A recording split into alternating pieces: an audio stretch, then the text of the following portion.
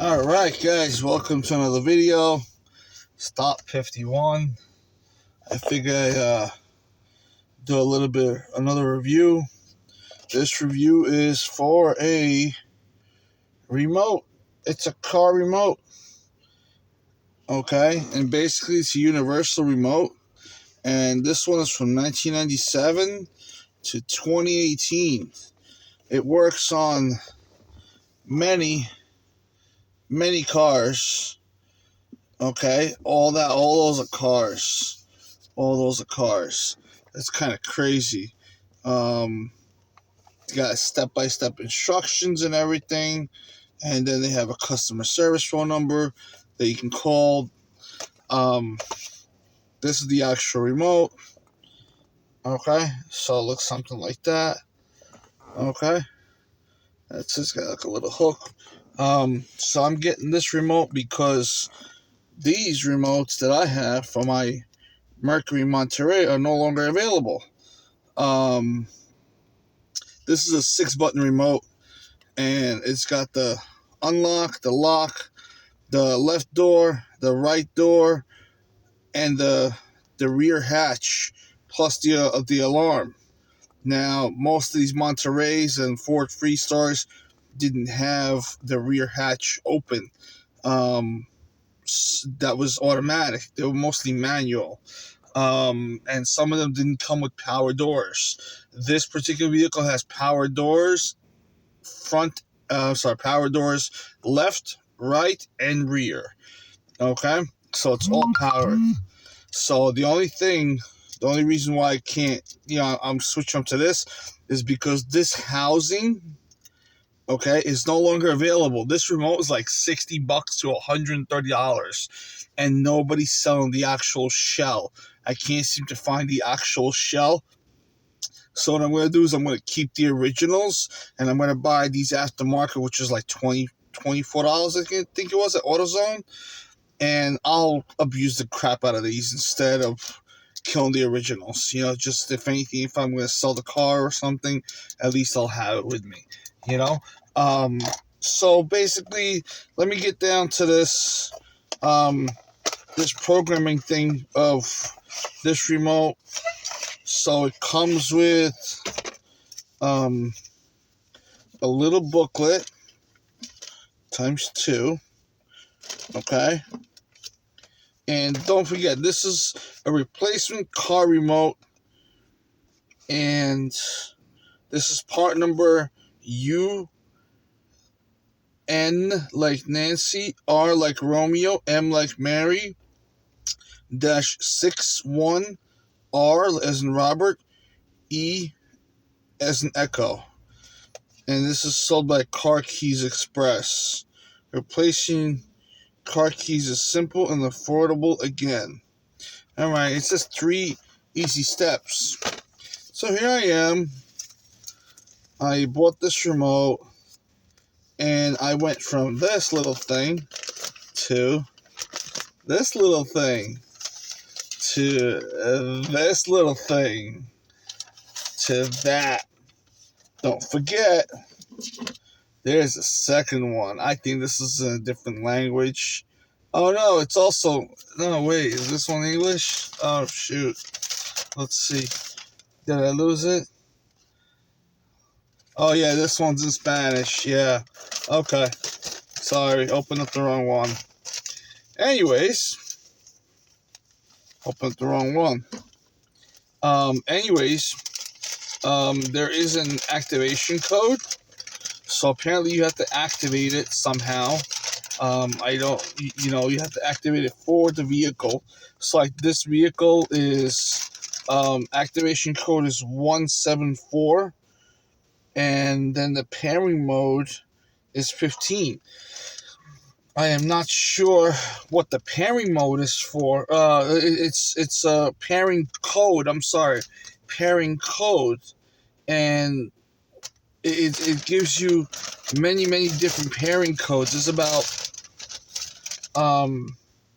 24 pairing codes. Okay, so the pairing code is not anything to worry about.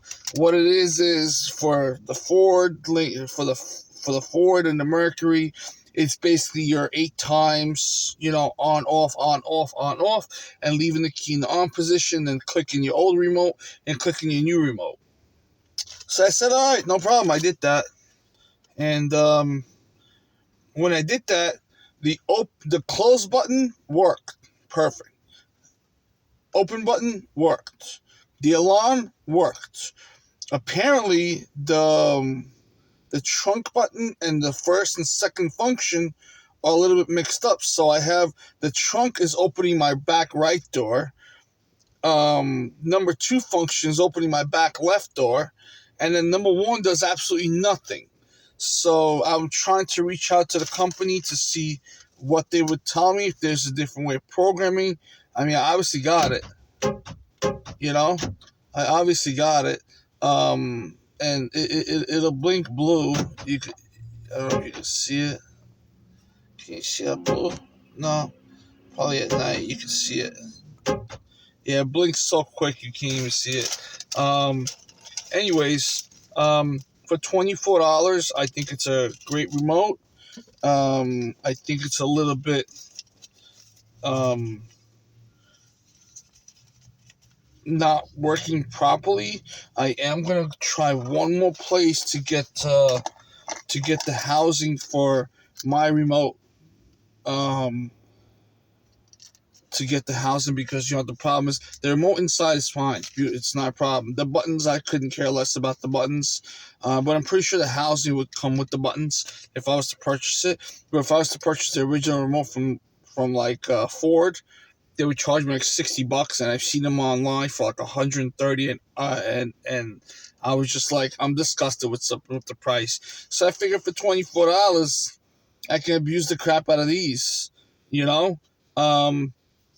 Looks pretty nice, looks pretty slick. It's got the little key ring in there, so I mean, it's pretty cool. So if you guys are interested, this is pretty cool. Car Keys Express. Oh, they even have it works on selected vehicles, and they have one from 1990 to like 2004 as well. So they have the 2 different versions, so don't get mixed up. Make sure you pick out the version that you need. And then it says easy, no tool setup, 3-year warranty, and the batteries, of course, included. Although I don't know if all this packaging is really needed for a tiny little remote that houses 2 pieces of papers. Like, I don't know if it really needs. I mean, you can get away with probably like smaller packaging for this whole thing. I'm pretty sure you could like take it down to like a quarter of what this really is, and then not take that into the consumer paying more for the remote. But then again, I have a feeling if the consumer was to pay less for the remote, they wouldn't appreciate the actual product coming in the box. I think that the bigger the box, then it means like it's more fancy or something. So, yeah. So pretty cool remote. Works. Partially. If I do get it to work, if the company does call me back, I will update this video. At least I'll try to remember to update this video and see what they did. Alright, guys. Well, thank you for watching. There's my review of that. I think it's pretty good. It's got Buick, it's got Buick, Cadillac, Chevy, Chrysler, Dodge, Ford, GMC, Infiniti, Jaguar, Jeep, Lincoln, Mazda, Mercury, Nissan, Oldsmobile, Plymouth, Pontiac, Saturn, Suzuki, Toyota, Volkswagen. So basically, Buick, Cadillac, Chevy, Chrysler, Dodge, Oldsmobile, Plymouth, Pontiac, GMC. Those are all GM vehicles. Even Jeep. Jeep is GM. And then you have Lincoln, Mercury. That's obviously Ford. And then you have Toyota, which is separate. Then you have Nissan and Infiniti, which are about the same. So I guess it falls up under those 3 or 4 main category brands. So, well, all Dodge Chrysler, it says on the bottom, all Chrysler, Dodge, Jeep, and Plymouth vehicles also require one existing working remote paired to the vehicle to complete the pairing sequence of the replacement car remote to be used as a secondary remote. So if you don't have a first remote, I think you kind of beat. You have to figure out how to program this as an original remote. And I think the GM vehicles are a little bit harder. Don't lose your remote. Take care.